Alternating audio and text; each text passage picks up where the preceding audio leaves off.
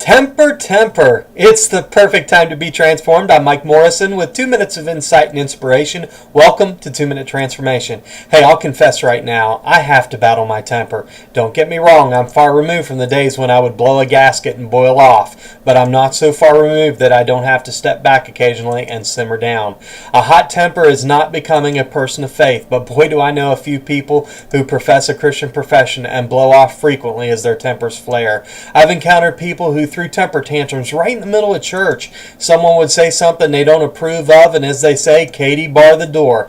Some people use their temper as a means of control. I refer to this personality type as an emotional terrorist. It's how they maintain control over everything and everybody. Everyone resigns themselves to walking on eggshells to avoid setting the person with a hot temper off. They become the center of their own carefully balanced universe, and everyone else pays the price for their bliss.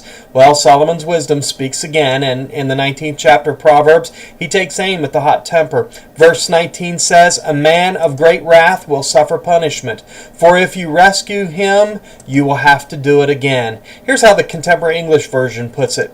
People with bad tempers are always in trouble, and they need help over and over again. I like that simple and direct rendering of the verse. Solomon is warning us if we succumb to great wrath, or in other words, a bad temper, we'll find ourselves in perpetual trouble. Even the emotional terrorist will not escape problems. Sooner or later, that temper is going to get them in hot water, and when you use emotional outbursts to exercise control over people, beware, because that's a slippery slope that leads to the biblical definition of witchcraft.